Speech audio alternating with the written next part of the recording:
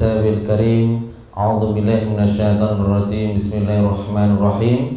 Ya ayyuhalladzina amanu taqullaha haqqa tuqatih wa la tamutunna illa wa antum muslimun.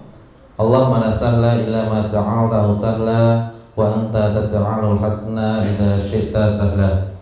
Alhamdulillah kanthi jenipun Allah Subhanahu wa taala ing wekdal punika Allah tasih paring kathah kenikmatan dumateng kula sami, terutami inggih menika kenikmatan iman, so kenikmatan Islam, kenikmatan sehat, so kenikmatan sempat, lan ugi inggih menika saged nikmati udan, nggih. Sing penting hujannya cuma air nggih, bukan air mata. Air mata niku nggih tandane kuatah ditinggal bojone napa diuneni bojone nggih niku air mata, insyaallah. Ingkang kalih salam sholawat kita aturaken dumateng junjungan kita Nabi besar Muhammad sallallahu alaihi wasallam. Dumateng bapak ibu-ibu ingkang insyaallah dipun muliakan Allah insyaallah. Sekedhik ya, kalau kula kalih keluargane Mas Febri niki sadene kaya sedulur sadene nggih. Tandane sedulur niki ngapunten nggih.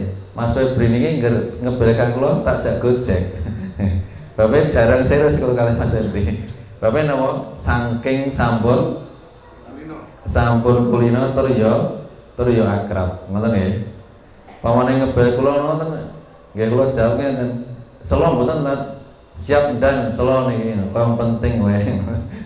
Biasa nih kalau bel-belan loh kalian beliau nggih. Karena beliau nih dulu nikah beliau saya nemokke nggih kula ndempen, Mas. Mas nggih Mas. Gimana pas bengi-bengi tak golek karo Mas. Daerah ngerti saya beri. Nah ini alhamdulillah beliau ini kan garwane tiyang Polokarto, nggih.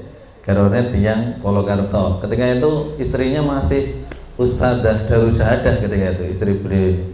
Nah kebetulan kemudian kok ada saudara teman sini kok pengen nyari suruh nyarikan jodoh kan. Nah, ketika itu Mas Tofa nih, Mas Mustafa. Nah kemudian data beliau sopo ya ini. Akhirnya tak petani Pak. Nah ternyata ada calon di sebuah tempat. Akhirnya kemudian kita temokke. Nah kemudian beliau ragu gimana? Cocok ora ta?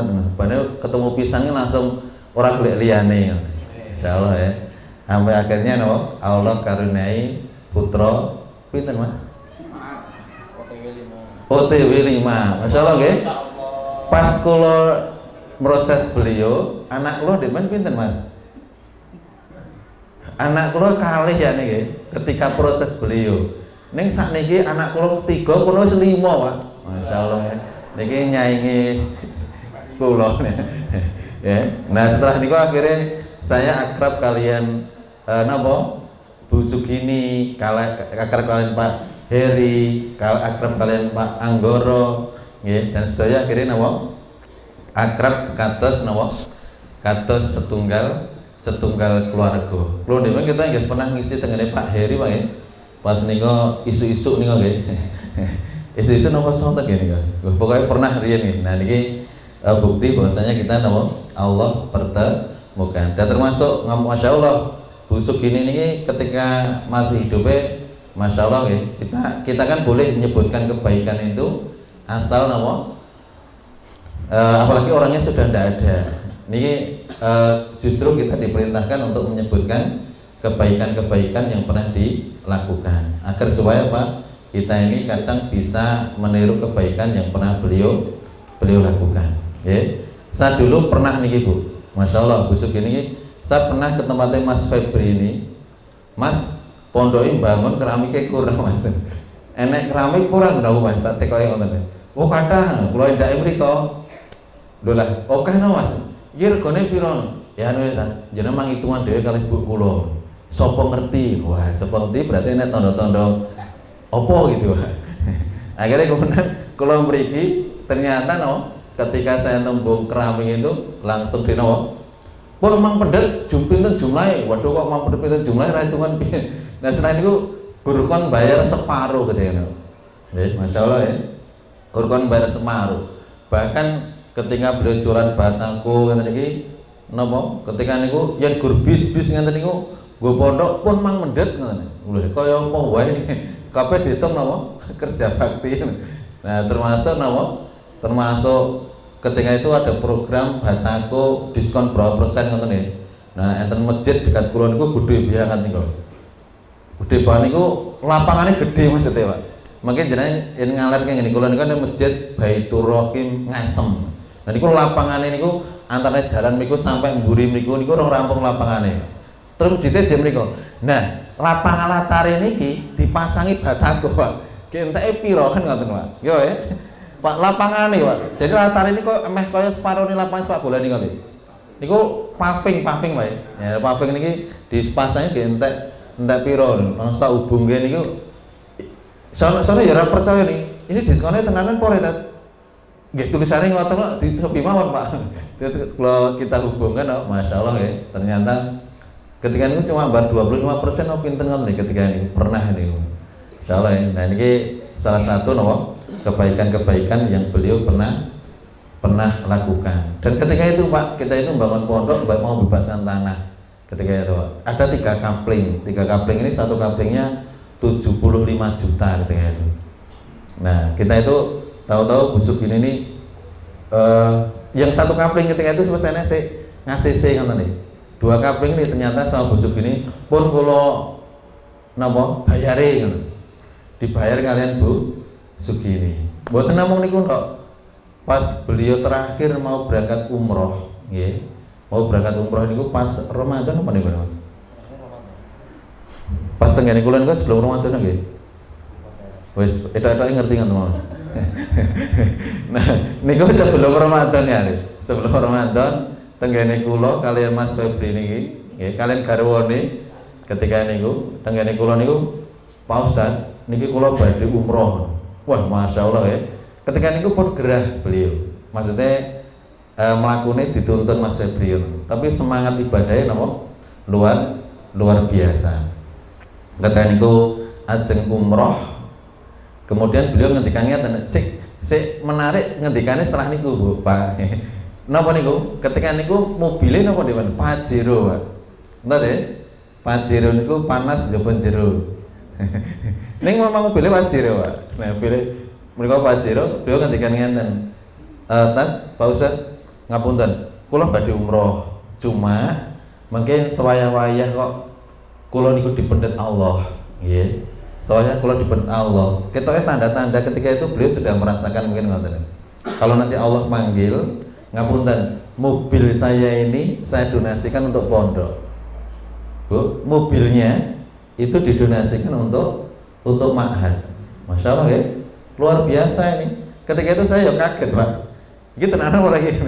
Ternyata satu mobil Pajero itu semuanya didonasikan untuk ma'had.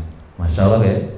Setelah beliau dan ketika itu beliau belum meninggal Ibu, nggih Bapak ya, beliau belum meninggal. Tapi kemudian setengah tahun berikutnya, sepaham saya nggih. Setengah tahun berikutnya, napa Allah ambil beliau, nggih. Ketika itu beliau sakit, tapi sebenarnya saya ingin sekali dulu silaturahmi ngoten ya.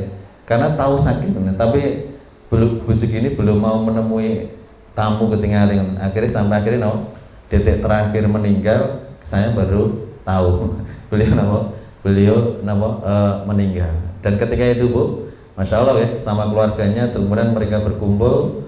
Setelah berkumpul, Pajeronya ini dijual dan mereka tidak ngambil Rp1.000 pun, diantar bersama keluarga besarnya, termasuk keluarga Mas Febri, Pak Heri, Pak Anggoro, dan semua.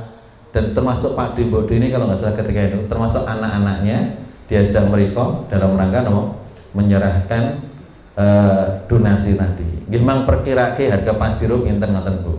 Terus yang jelas ora kurang sekedar 100 juta orang Bu, ora kurang ngoten niku. Pasti sekian ratus juta. Mungkin mang perkirake Bang. Dari situ Masya Allah ada hal yang sampai detik hari ini saya kayak menunggu yang saya kagumi dari Bu Sugini ini, orangnya ketika melakukan amal soleh mungkin Bapak Ibu itu cuma satu segi amal soleh loh ya, yang mungkin Bapak Ibu ketahui leh.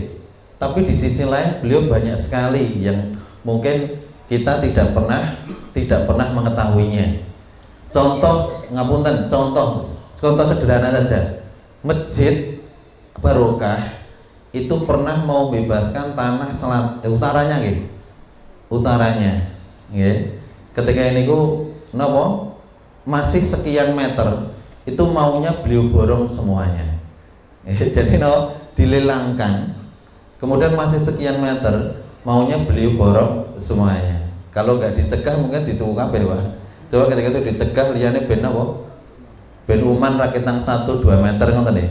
Sampai akhirnya kalau nggak salah ketika itu dibatasi. Tapi tetap yang paling besar ketika itu adalah Bu Sugini. Ngapunten, dalam sisi umur mungkin Bu Sugini ini sudah tidak produktif untuk menghasilkan uang, bahasanya nggih.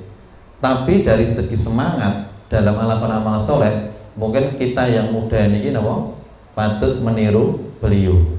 Aslinya kalau setiap beliau berdonasi, kalau saat ini perkewuh dhewe, Pak. Kenapa perkewuh? Bukan perkewuh napa nih, saya belum bisa melakukan seperti beliau ngoten. Jadi lossnya itu sama loss dalam ngoten Pak. Jadi pamane donasi itu rasa mikir engko aku mangan nopo, sesuk piye dan lain sebagainya itu rasa mikir ngoten. Wong saya pernah galang nek Masjid Barokah niki untuk Palestina ketika itu bersama Syekh siapa gitu ya. Saya pernah 2 atau 3 kali di Masjid Barokah ini galang untuk Palestina. Saya buka sebuah nominal tertentu ketika itu. Oke, tidak ada yang ngacung. Tapi saya mendengar dari putri itu ada yang ngacung. Saya Pak Ustadz berapa sekian juta pokoknya ketika itu. Ketika itu tidak mau dicatat dan tapi saya tahu siapa itu. Tapi saya karena suaranya sudah familiar bagi saya. Dari balik tabir pun saya ketahui beliau siapa. Okay. Tapi setelah kita lihat data terakhir, ya memang tidak salah. Memang ketika itu almarhumah Ibu Sugini. Saya ngapunten menyebutkan kebaikan beliau karena ngapunten dalam sejarah kehidupan jarang orang yang ketika beramal itu sampai nyaris, kalau bahasa saya, yang terbaik dari hartanya itu diberikan. Biasanya di antara kita itu kalau donasi itu ya uang yang receh di antara kita. Contoh misalnya ngapunten deh, yang mall itu 100.000 ketoke sithik. Nih yang masjid 100.000 ketoke napa? Oke. Mungkin kalau busuk gini gitu rada waliane ngoten deh. Justru yang masjid itu amale napa? Oke, ini mungkin mandara tau sapa mulyane.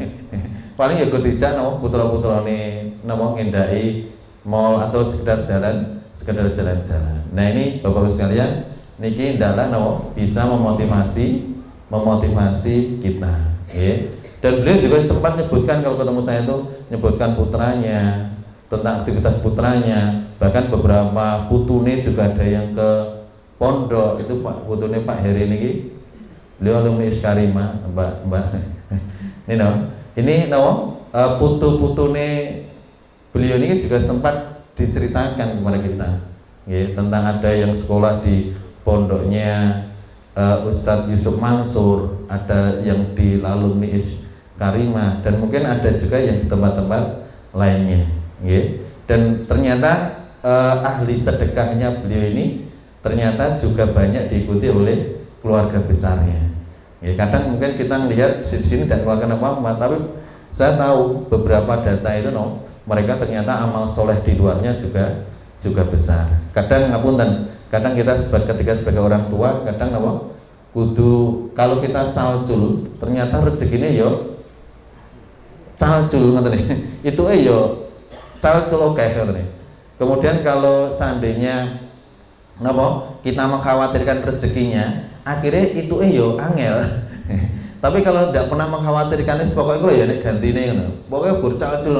Ternyata Allah pun ngeinya juga calcul. Masya Allah ya. Nah ini mungkin sedikit kenapa kok ini perlu saya sampaikan Bapak Ibu sekalian, karena ngapunten saya dulu juga sering ngisi kajian tukangnya. Gimana sih?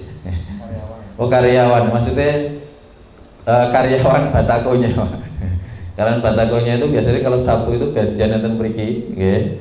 Sambil Ngapunten, beliau ini memuliakan tukangnya ya luar biasa menurut saya nggih. Biasanya kan yang satu gajian ya segan mulih ngoten mawon. Beliau ini kadang dijak nek kene makan bareng diadakan kajian. Kadang ditambahi Bu, kok beras kok apa dan lain sebagainya. Saya mandat pernah itu kajiannya gajiannya itu digawe nyang Wonogiri. Nggo truk kaya mboten ngeten niku. Loro mau telu truk niku. Niku di ruang makan dijak makan enten mriku. Terus menune kon milih sambil gajian, sambil menikmati pinggiran waduk Gajah Mungkur. Insyaallah ya. Pun ngetos Gajah Mungkur dereng, Bu. Pun mriku dereng. Waduh pun ya, alhamdulillah nih. Berarti adolane rada-rada sithik. Nggih ngoten nggih. Nah niki mungkin sekedhik napa Bapak sekalian tentang napa keluarga beliau. Kula mboten pengen nyebutke kebaikannya, cuma maksudnya bukan menyating kebaikannya, tapi saya dulu memang dekat betul dengan Ibu Sugini ini, karena terlebih ketika itu memang saya sering ngisi kajian di Masjid Barokah ketika itu masih pekanan, gitu masih, sehingga kadang kala itu yura sering, tapi yang sebelum berangkat atau pas pulang itu kadang kita mampir ke sini rakitan mbuh ngobrol apa gitu ya dan lain sebagainya. Kadang kala kita kita mampir, sehingga jadi sedulur insyaallah sampai hari ini, dan mudah-mudahan kita Allah kumpulkan besok di surganya, termasuk mungkin Bapak Ibu sedaya insyaallah. Ngoten nggih. Dumateng Bapak Ibu-ibu ingkang insyaallah dipun muliakan Allah insyaallah, ing mriki badhe kita sampaikan tentang bagaimana kita hidup itu dimuliakan dengan Al-Qur'an. Ya, bagaimana hidup kita itu dimuliakan dengan Al-Qur'an. Karena ngapunten, seorang mukmin yang beriman itu hatinya memang setidaknya didekatkan dengan Al-Qur'an. Jadi Al-Qur'an itu menjadi aktivitas yang sekiranya bagian dari aktivitas seorang beriman ngoten nggih. Ngapunten nggih. Kados Amr bin As, nggih. Beliau salah satu gubernur di wilayah Syam ketika niku awane niku biasa beliau ngurusi rakyat, masyarakat biasa diurusi Bapak Ibu. Nggih. Beliau biasa diurusi. Tapi kalau malamnya beliau ini pada isya sampai mendekati subuh niku waktunya habis dipakai tahajud. Tapi tahajudnya beliau niki interaksi dengan Al-Qur'an. Jadi tahajudnya niku menghatamkan Quran. Nggih. Kalau awake dhewe sakdene bengi ya tangi sakdene nggih. Rakitan gur tangi terus nyang WC nggih. Nguyuh tok bali. Bali mapan turu ngoten nggih. Nah niki tapi Masya Allah dulu banyak sahabat ini hidup malamnya ini dihabiskan dengan Al-Qur'an. Kados Utsman bin Affan, ya. Utsman bin Affan niki hidupnya pun juga dihabiskan dengan Al-Qur'an. Utsman bin Affan itu Pak, Bu, ya. Yang bunuh Utsman bin Affan ini kan gerombolan dari wilayah Mesir. Untuk menuju Madinah niku termasuk tebih, mboten napa? Mboten celah. Ya, beliau tidak dekat. Tapi ngapunten, beliau niki jarake mboten dekat, tetapi ternyata mereka sudah punya niat untuk membunuh Utsman bin Affan. Dan ketika Utsman itu dibunuh, nggih, dobrak pintunya masuknya rumahnya, Utsman itu nembe megang mushaf Al-Qur'an. Sampai percikan darah dalam tubuhnya niku sampai memerciki mushaf Al-Qur'an.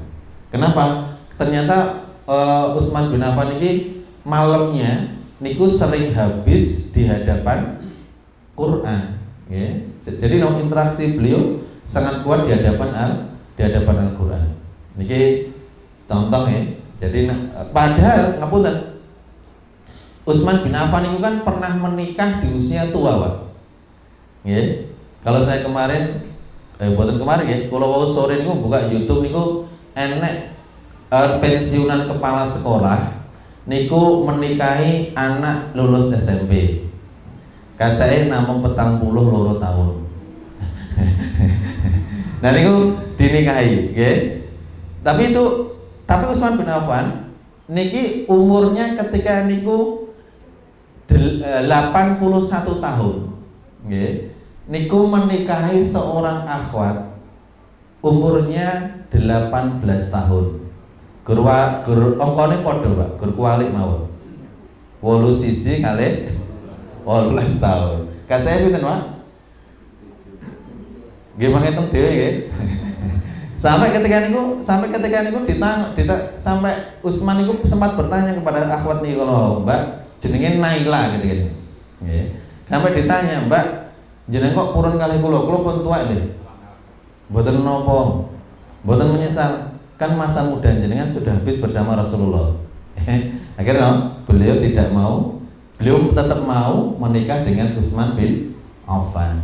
Dan ketika Utsman bin Affan ini dibunuh oleh gerombolan yang memang sudah berniat membunuh Utsman kalau mau, cintanya Nailah ini luar biasa dan beliau ini sampai menghadang para pembunuh tadi biar tidak membunuh Utsman. Niku termasuk jarinya sini itu patah, kena sabetan pedang. Niki jarinya Nailah tadi deh, istrine Utsman bin Affan. Dan ketika sudah geletak ketal-ketul nyawanya hampir melayang, itu beliau menghindari memeluk Utsman kalau mau biar tidak mendapat sabetan yang baru. Setelah itu Utsman meninggal, kemudian jari tangannya ini sempat dikirim kepada gubernur yang ada di wilayah Syam ketika itu, Muawiyah bin Abi Sufyan. Jadi jarinya ini dikirim ke mereka, mengatakan bahwasanya Utsman sudah meninggal dan ini adalah jari istrinya Utsman bin Affan. Masya Allah. Dan ketika itu Muawiyah ini sangat pengen menikahi sinten, Pak? Sangat pengen menikahi mantan istrinya Utsman bin Affan. Lah kenapa? Jenom cantik. Jenom cantik. Dan Utsman ini gubernur, wong penting bahasane ngoten. Nih, nama Muawiyah niki orang penting, gubernur. Tetapi ketika niku napa? Beliau niki tetap tidak si istrinya Utsman ini, Nailah niki beliau tetap tidak mau menikah dengan siapapun. Bahkan dalam sejarah ada yang mencatat untuk agar beliau ini tidak menikah dengan siapapun, wajahnya ini rada digaya elek ngene, Pak. Jadi ora dikoi pipine koi kecap abang. Lambene koi caos ngono. Terus mikirnya koi oli nomor-nomor ya pengen hitam berbawah matanya. Tapi ketika niku bojone Utsman ini ketika sudah menjanda, beliau justru pengen tampil yang jelek biar tidak ada yang melamar dan pengen besok di akhirat ketemu dengan suaminya Utsman bin Affan. Masya Allah ya. Ibu-ibu umpamanya ditinggal bojone ngoten poyo bertahan sampai di surga atau mungkin golek melih. Dan Bu bertahan golek melih. Oh bertahan tidak cari, alhamdulillah. Yang bapak-bapak mboten sah ditangleti nggih. Japane tapi napa? Beda. Lah murung mati wae pengen napa? Nambah kok. Apa meneh napa? Urung, apa meneh kalau sudah meninggal. Kalau gadah rencang niku ditinggal meninggal istrinya baru 1 bulan. Niku langsung menikah lagi. Insyaallah ya. Nah ini bedanya laki-laki sama perempuan, Masya Allah. Nah kemudian Bapak sekalian, yang menarik dari kisahnya Utsman bin Affan tadi sebenarnya saya coba ingin menyatakan Utsman bin Affan ini interaksi dengan Al-Qur'annya kuat. Interaksi hidupnya ini dengan Al-Qur'an itu sangat kuat. Makanya karakter orang yang beriman itu interaksi dengan Al-Qur'annya kuat. Makanya ada sebuah hadis menarik, Pak. An Abi Musa al-Asy'ari radhiyallahu anhu qala Rasulullah sallallahu alaihi wasallam, Rasulullah itu pernah ngendikaken, nggih.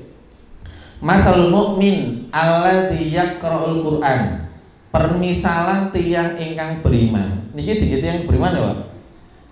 Permisalan tiyang ingkang beriman ning tiyang kala wau Allah yaqra'ul Quran ning hobine niku interaksi kalian Al-Qur'an.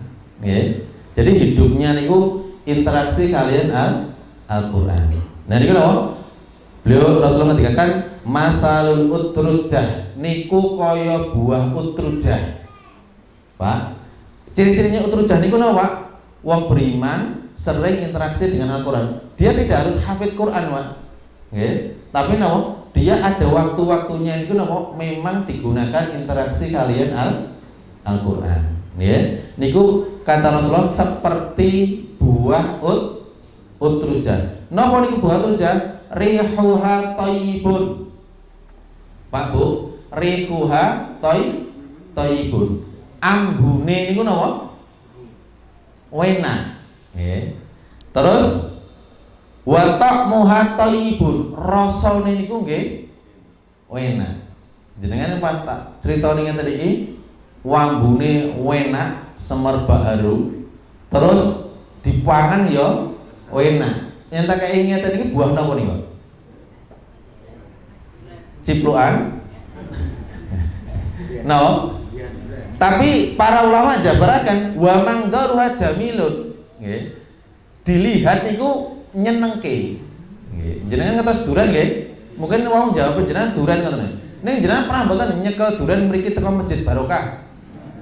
Yen wani jenengan sekilo sing ngeten dienggo tangan ngeten ngono. Wong kadang nggo duran niku napa? Ngapunten nggih. Yen jenengan tumbas sayur, gedang, pisang kan cendhelke ngarep mah. Kuwi nggawa duran cendhelke mburi sandek ban. Sebabnya napa? Ben boten ngenehi. Niku bentene, Pak. Makanya yang duran bola alam ning niki mangdaruha jamilun, yang diwaske niku nyenengke. Nah niki seperti orang beriman. Orang beriman niku hobinya interaksi dengan Al-Qur'an. Berarti yang interaksi dengan Al-Qur'an wonge kalau disawang ya nyenengke, yang dijak ngomong ya nyenengke. Masyaallah ya. Niki. Terus enten karakter kedua, Pak. Wa masalul mukmin alladzi la yaqra'ul Qur'an. Lan permisalan tiyang ingkang beriman ning tiyang kala wau boten sering interaksi dengan Al-Qur'an. Nggih, boten sering interaksi kalian Al-Qur'an. Layak Qur'an Qur'an. Jadi dia beriman hadine, Pak. Ning dalam waktu 24 jam niku buka internet, fathul qiraatul WhatsApp, qiraatul Instagram, qiraatul Facebook niku setiap hari. Ning yen qiraatul Quran niku napa? Blas. Nah, sing ngenten iki kados napa? Nggih, sik tiyang model ngeten iki kados napa? Masalul tamroti. Tiyange beriman ning ora hobi maos Al-Qur'an. Niki jek ape, Pak? Seperti kurma. Kurma niku karakter pripun, Pak? Lari halaha, tidak ada baunya. Ambune boten wonten. Terus ambune buah kala boten wonten. Wa ta'muha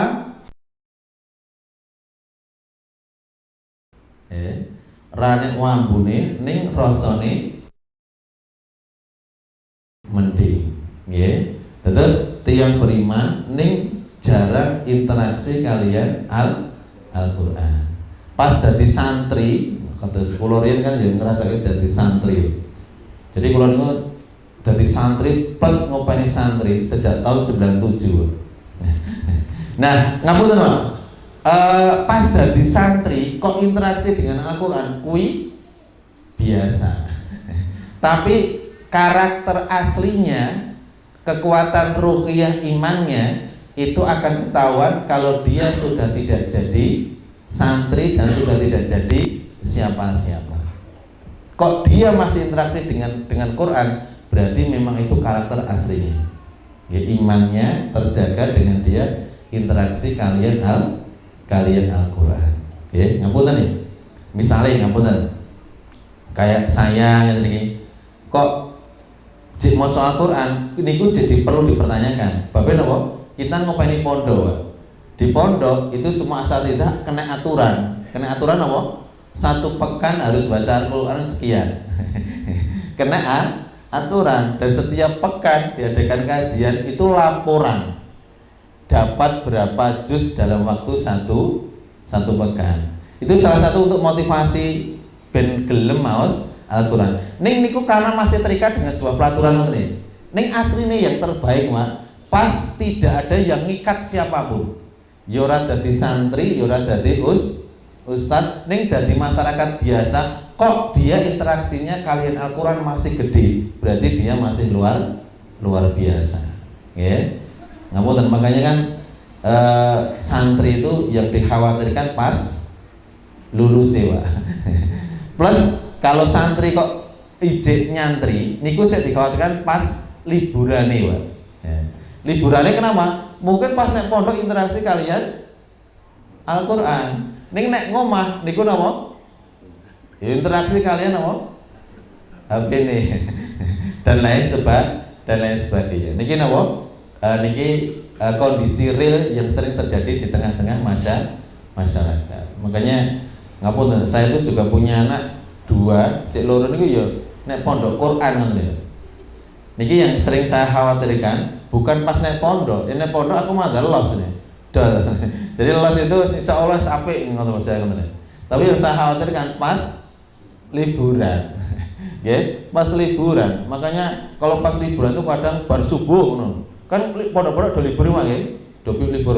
Bar subuh niku tak jak majelis nek masjid. Jadi bar subuh sampai Padang niku maca Al-Qur'an bareng-bareng ngoten. Terus mungkin dianake napa? Tasmi juz 1, juz 2, juz 3 sampai berapa ngoten. Nanti satu ngrungokke, satu dengarkan bersama. Itu kalau pas liburan. Nggih. Terus saya bayangke ini jek enek sik ngendalikan ngoten lho. Ini kalau suatu saat kok dia hidup dewe, niku kita juga khawatir. Kenapa? Dia nanti akan hidup sebagai dia sendiri, bukan sebagai orang lain. Makanya saya dulu, Pak, pernah buatan dulu ya, beberapa saat yang lalu saya pernah ngeterke salah satu ustadzah nonton nikahan dia orang luar kota, Pak. Ya. Niku pas sholat duhur kita mampir masjid tadi, enten imamnya niku umure pun 70-an niku. Nggih. Waduh, Mbak, kakung imam. Jadi imam, setelah imam semuanya pada pulang. Masya Allah, yang menarik Mbak kakung ini napa? Buka Al-Quran sampai ngeten nih, Mbak. Motone ngeten niki. Wih, diwaca ge khusuk niku. Masya Allah ya. Luar biasa ini. Berarti kan dia melakukan hampir setiap pada sholat. Nggih. Kalau kita kan hari ini beda nggih. Kalau orang-orang dulu kan mengeluarkan orang-orang dulu, Pak, niku pas habis sholat mengeluarkan kantongnya itu mengeluarkan tasbih nggo dzikir, Pak. Kalau sekarang juga sama, Pak. Itu ngerokok kantong mengeluarkan apa? HP ini napa? Itu WA-an kurang. Padahal 1 menit yang lalu wis diwas ya. Tapi itu diwas lagi. Tapi niki ngapunten, niki sudah mempengaruhi hampir semua saudara kita. Jadi tingkat interaksinya dengan napa Quran niku ternyata napa hari ini mudah-mudahan bisa terjaga ya. Maksudnya yang adik-adik yang mungkin pernah sekarang di pondok tahfidz itu bisa terjaga dan mempengaruhi keluarganya. Keluarganya itu ya nanti ada bapak, ibu, adik, kakak terpengaruhi dengan kesolehannya kita itu untuk keluarganya. Okay. Makanya kalau saya kok ada santri kok, wah ini ternyata ngapunten ya, kadang syarat pulang Ramadan ya, syarat pulang harus khatam 2 kali dalam waktu 15 hari. Kan pertengahan Ramadan biasanya pada wangsul kan. Khatam 2 kali kan. Padahal di sela-sela itu jek napa? Tesis setoran, hafalan dan lain sebagainya. Niku iso kian, Mbak. Saged, alhamdulillah. Bakne ya iso, yen enek sik dikejar. Nek sik rane napa sik dikejar iki mboten wonten. Bakne ya angel. Sulit untuk saged napa interaksi kalian Al-Qur'an. Masyaallah ya. Nah, niki Pak. Terus ketiga, wa masalul munafik alladzi yaqra'ul Qur'an. Enten dan permisalan tiang munafik, ning tiang munafik niki hobine nggih maos Al-Qur'an. Niku seperti napa?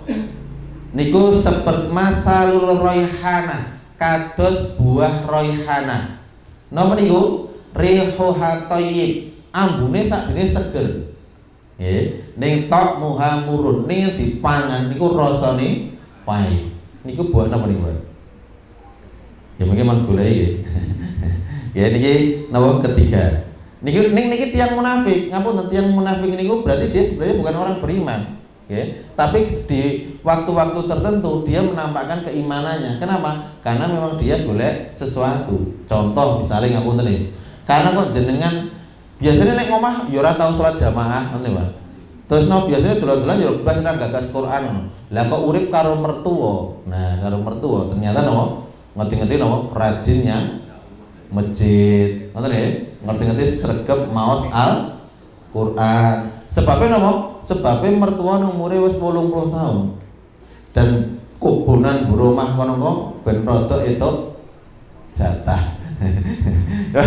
Mungkin enek sesuatu faktor lain sing membuat yang kelono purun interaksi kalian Al-Qur'an. Nah iki karakter munafik. Kayak niki lho, yen pas musim pilihan, mbok pilihan nopo ngoten iki?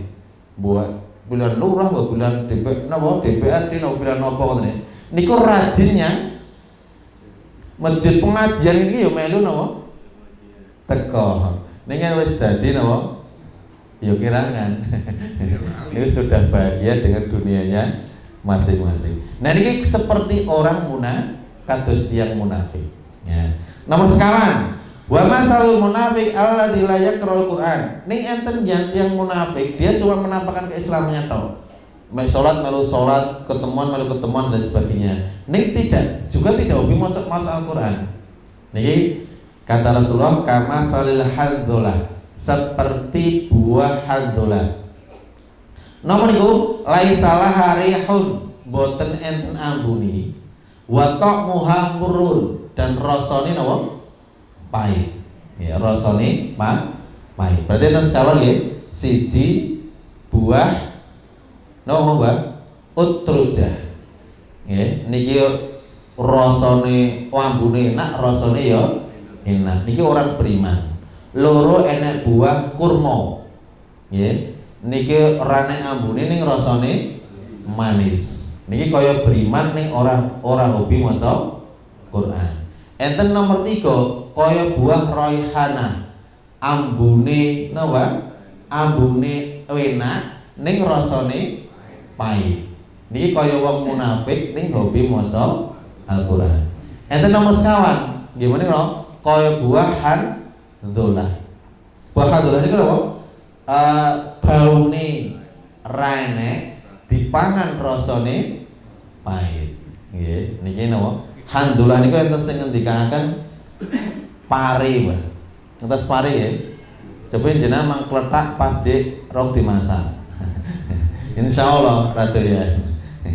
Wallahu a'lam. Ngoten nggih. Nah, niki Bapak sekalian, kenapa kok kita ini sebagai orang yang beriman niku napa kedah dibiasake napa interaksi kalian Al-Qur'an. Karena Allah niku ngendikaken innallaha ta'ala yarfa'u bihadzal kitabi aqwaman. Allah niku samangke badhe mengangkat derajate tiyang-tiyang ingkang tiyang kala wau interaksi kalian Al-Qur'an. Interaksi kalian kitabullah. Terus wa yatu bi akhirin. Kemudian Allah badhe merendahkan tiang-tiang ingkang boten purun interaksi kalian Al-Qur'an. Artinya tiang ingkang terjaga interaksinya kalian Al-Qur'an, Allah itu badhe memuliakan seorang hamba tadi. Masyaallah ya. Saya itu pernah pergi ke Jakarta naik kereta. Ini kan keretanya biasanya 2 tempat duduk ya. Terus mikir jalan, terus mikir enten mulai ngoten. Samping saya niku ada seorang mbak-mbak ngoten. Duduk nggo napa? Semeten kaya buku ngoten. Tawasi nggo apa? Bane bocor menapa? Betok Al-Qur'an. Masyaallah ya. Jadi di situasi macam itu dia maos Al-Qur'an. Saya juga pernah di Jakarta, itu di sebuah kampus, itu ada seorang mahasiswa, kan sambil nunggu angkut kendaraan nih, dia ngadengnya tadi, sambil ngrungokke nomor ini, Gue kuping ini kan, Bang. Handset ini kan. Jadi napa? Sambil mendengarkan sesuatu, ternyata napa? Yang dia adep itu sambil megang HP gini. Ternyata HP-nya itu adalah mushaf Al-Qur'an. Dia itu sambil menunggu kendaraan, napa? Masih interaksi kalian Al-Qur'an. Masya Allah ya, orang-orang semacam ini hari ini wis mulai napa? Mulai jarang nih ya. Saya pernah enten dekat Lotte Mart Solo nih, Pak. Depannya enten wong toko cilik naon. Enten mbah-mbah pun sepuh nomor 70 ini dodolan apa niku nggih. Iku napa? Beliau niki tiap hari nunggu wong tuku niku ora gagas enak wong tuku mboten, Pak. Ngeten iki, dia maos Al-Qur'an dan dia tidak pernah berpikir mbok enek wong tuku napa mboten. Tapi dia napa interaksi kalian Al-Qur'an. Masya Allah ya. Niki napa kejadian luar biasa. Saya pernah ke Klewer, ada seorang bapak-bapak sambil jualan, liane kan sambil ngwasih pembeli lewat boten terus lewat monggo Mas, ngono kan nawari dagangan. Lah bapak ini kok orang nawari, nggih. Ngene iki kan mushaf Quran ngaji ngeten iki. Nggih.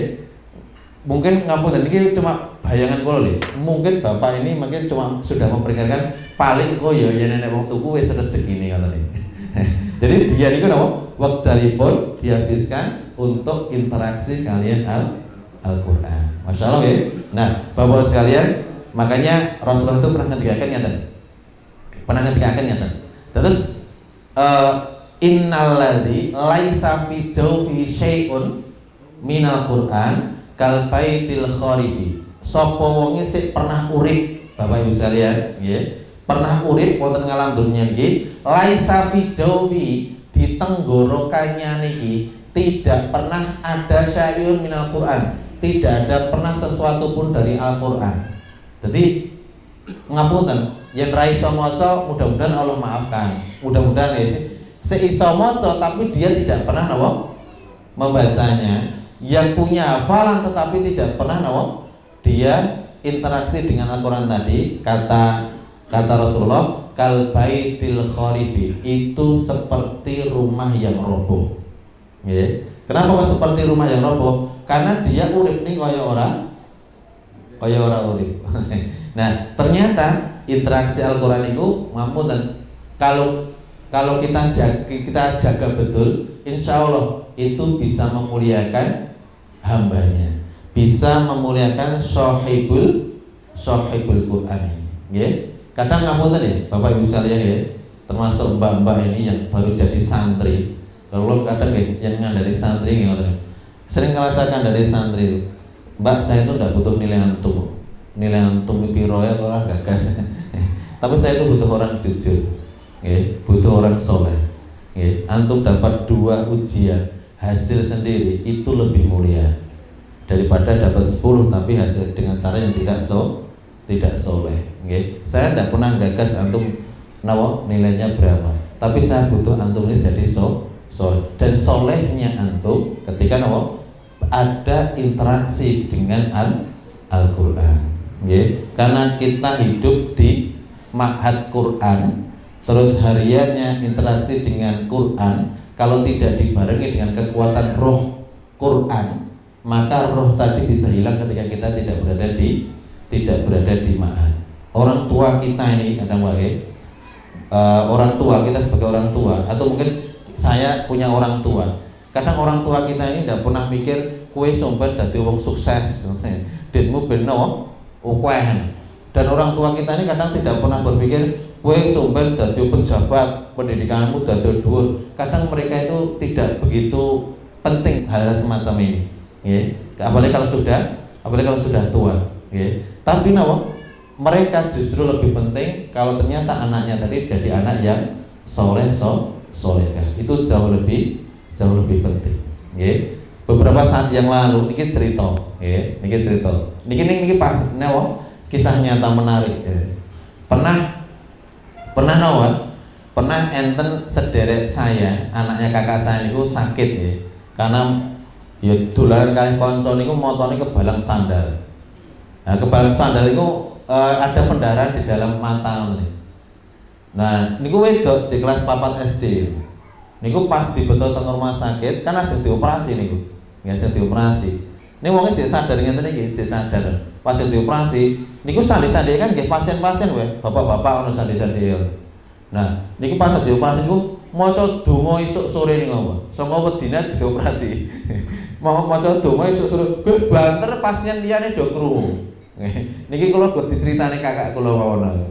Nah, maca donga-dongane banter pasien sandi-sandi do krungu. Akhire do tekok wis apa wobane napa si adik ini ajeng dioperasi. Wah kabeh do terharu, Mbak. Ya, sandi ini kemudian ngebel anake. Lha kok sebenarnya dadi apa lho? Biasane kan nggih pasien, Mbak. Nyuwun napa? Pun ra disauntara dadi pasien mriku lho. Kowe sebenarnya dadi apa? Aku dadi polisi. Bapake langsung nyaut nyeneni. Ora sah, kowe dadi wong saleh cukup, Bapak. Nah, dia merasakan ketika mungkin beliau ini sakit, ya, dan mungkin detik-detik umurnya juga tidak ada yang tahu. Ketika itu yang harta termahal bagi seorang bapak maupun ibu adalah anak yang soleh tadi.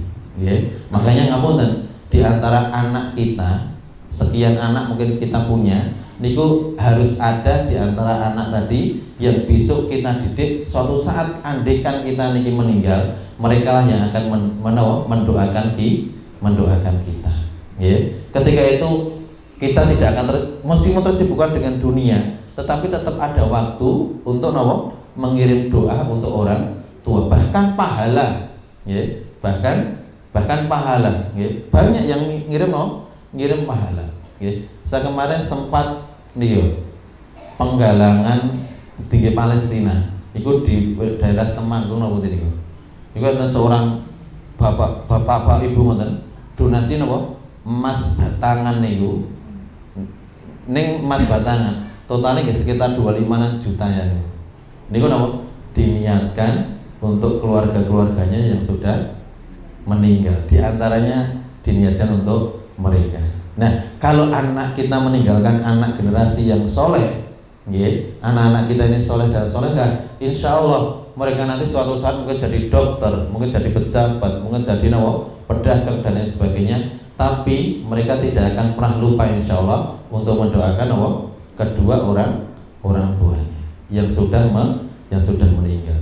Mungkin orang yang soleh itu, kelingan bapaknya, bukan kelingan sekedar kelingan. Pas kelingan tadi dia pasti langsung akan mendoakan kedua orang tuanya.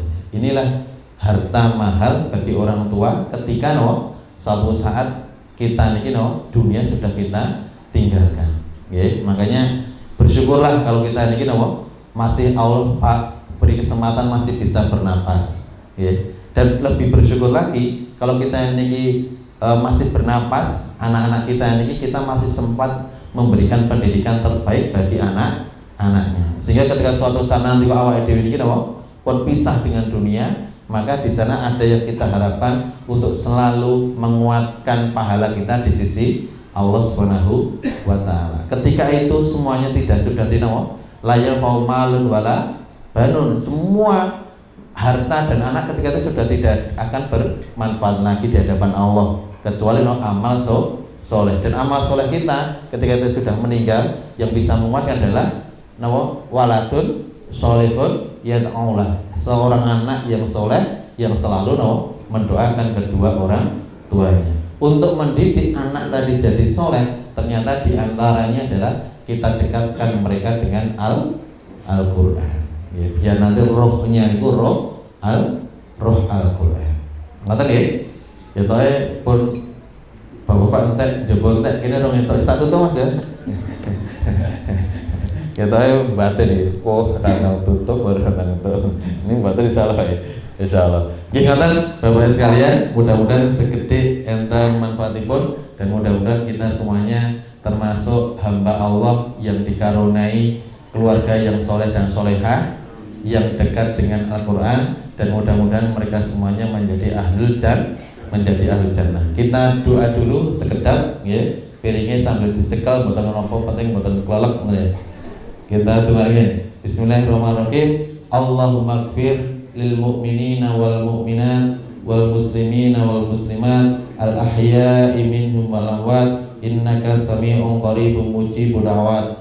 Rabbana ighfir lana wa li ikhwanina alladhina sabaquna bil iman wa la taj'al fi qulubina ghillan lil ladzina amanu Rabbana innaka ra'ufur rahim. Rabbi auzi'ni an ashkura ni'mataka allati an'amta 'alayya wa 'ala walidayya wa an a'mala sholihan tardahu. Rabbi ja'alni muqimas shalah, Rabbi ja'alni muqimas shalah, Rabbi ja'alni muqimas shalah wa min dzurriyyati Rabbana wa taqabbal du'a. Rabbi habli minas sholihin, Rabbi habli minas sholihin, Rabbi habli minas sholihin. Rabbana atina fid dunya hasanah wa fil akhirati hasanah wa qina adzabannar. Walhamdulillahi rabbil alamin. Wassalatu wassalamu ala nabiyyina wa maulana Muhammad sallallahu alaihi wasallam. Makaten Bapak sekalian, mudah-mudahan enten manfaatipun. Kita akhiri dawana. Assalamualaikum warahmatullahi wabarakatuh.